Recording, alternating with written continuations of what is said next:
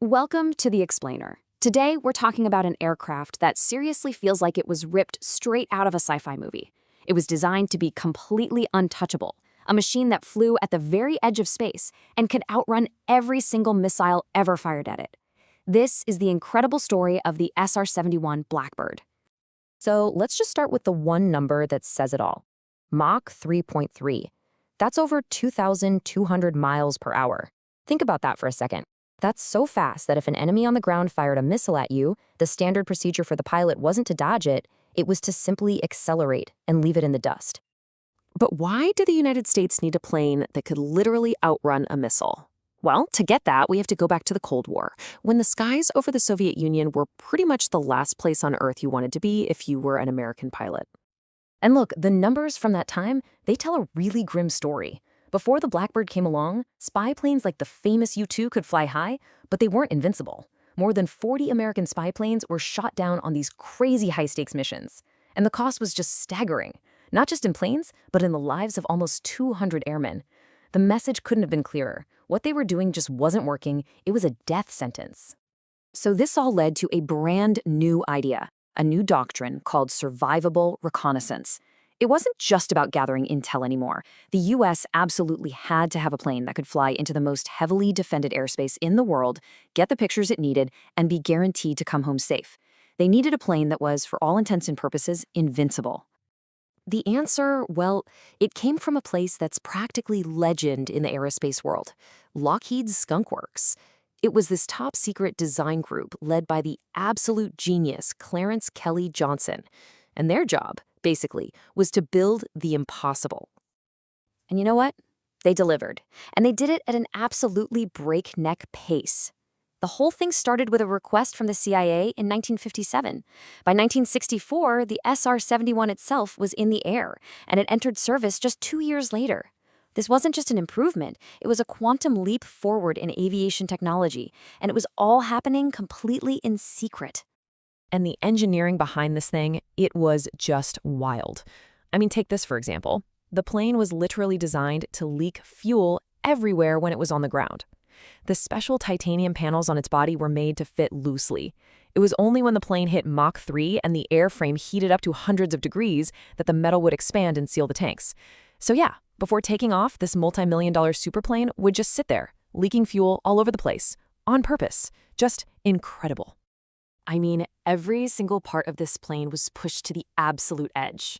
The body was 85% titanium. And get this, a lot of that titanium was secretly bought from the Soviet Union, the very country they were building it to spy on. You can't make this stuff up. In flight, its skin would heat up to over 600 degrees Fahrenheit. It flew so high, above 85,000 feet, that the pilots had to wear full-on astronaut-style spacesuits. So, when this thing finally got into service, did it live up to the hype? Oh yeah. It didn't just meet expectations, it completely shattered them. It built a perfect, legendary record that no other aircraft has ever matched. For a solid 25 years, the Blackbird was the go-to asset for strategic reconnaissance. We're talking 3,500 missions flown, over 11,000 hours in the air, covering hotspots all over the world, from Vietnam to the Middle East. It was grabbing intelligence that the satellites back then just couldn't get. And this slide, this is what it's all about. This illustrates that promise of invincibility perfectly. Over its entire career, enemies fired an estimated 4,000 missiles at the SR-71. And the number they actually hit? A big, fat 0. Not a single one. Ever. And like historian Paul Crickmore points out, we're not talking about easy milk runs here. No, this thing was sent straight into the lion's den. It flew over Hanoi during the Vietnam War, which at the time was probably the most heavily defended piece of sky on the entire planet. For the Blackbird, it was just another Tuesday. Okay, before we get to the really surprising part of the Blackbird story, how it all ended, if you're enjoying this look at some truly game-changing tech, do me a favor and hit that subscribe button. That way you won't miss what we've got coming up next. So this is where the story gets really interesting. This is the central mystery of the Blackbird. I mean, think about it. A perfect record, totally untouchable. So what on earth could ground this thing for good? This is the big unexpected twist in the story. It turns out the Blackbird's biggest threat wasn't a Soviet fighter jet or some new missile. Nope, it was a budget meeting. The real enemy, the one that finally took it down, was inside the Pentagon itself. And this slide right here really breaks down the difference between the official story and what was really going on behind the scenes. The public was told it was too expensive to fly and that satellites could do the job now. But the truth? It was a nasty political turf war inside the Air Force. The top brass wanted to protect the money for their shiny new toy, the B-2 stealth bomber, and the Blackbird's huge budget looked like a very tempting target.